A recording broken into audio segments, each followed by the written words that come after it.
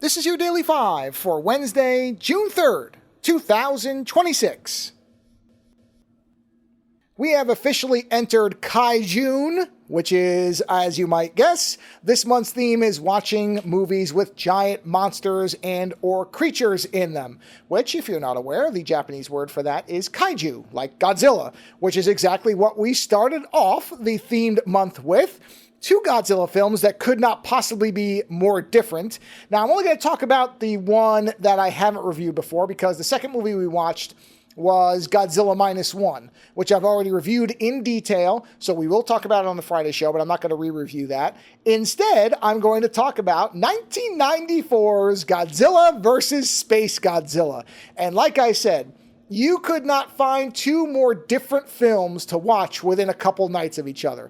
And the thing about Godzilla vs. Spacegodzilla is, this is during my favorite, I think, version of the Japanese design of Godzilla, up till -1, but I think I even still like this Godzilla better, where he looks very mean and tough. He doesn't look goofy like he does in his early iterations.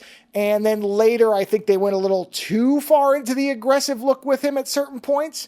But this is kind of the peak Godzilla design from the Japanese side of it, where he looks mean, but not so mean you can't buy that he's actually a good creature as opposed to a bad creature. And the movie is, and I talked about Spacegodzilla not too long ago, and Lando, I think, was doubtful about what the design of Spacegodzilla looked like. It probably sounded too goofy to be true, but it is indeed true that Spacegodzilla is basically what would happen if you took Godzilla and grew some sugar crystals on him. And he is magnificent. And I think Spacegodzilla is one of the best Godzilla villains there's ever been. I'm sorry he hasn't come back in some form since this movie. I wish that they would resurrect the creature somehow. And maybe they will, we'll see.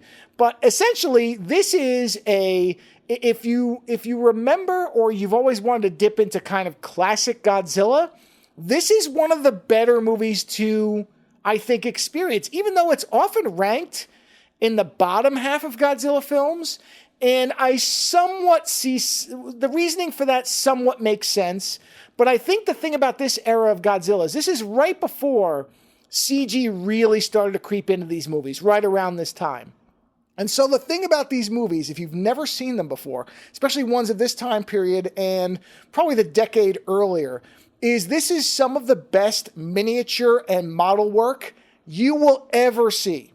This is the thing about Godzilla films before they started really getting digital, is they would build these huge, elaborate sets of cities that these creatures, because they're people in suits, so everything has to be to scale.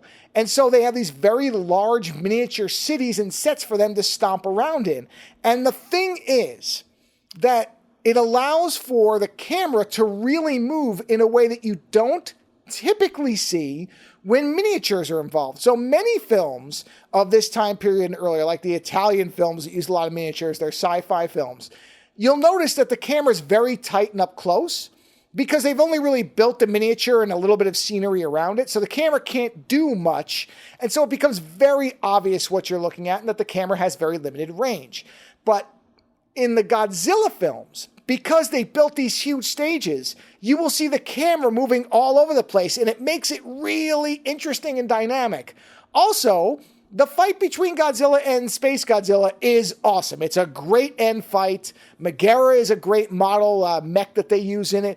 It's just an absolute blast. And the reason I know it's not just me who thinks that is Lando, who does not have the same attachment to these films as I do, also thought it was a lot of fun. So I know a lot of people who never watched this movie because the reviews are middling to kind of people don't seem to have a lot of respect for this film.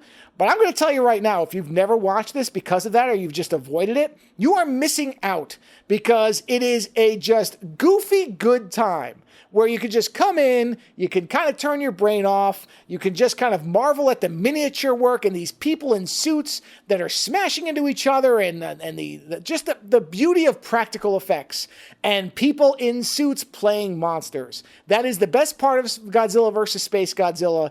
And like I said, if you've never seen this, you have any interest at all, watch it. I am pretty sure, I'd make a pretty safe bet that you're going to into this thing and you're going to have a really good time.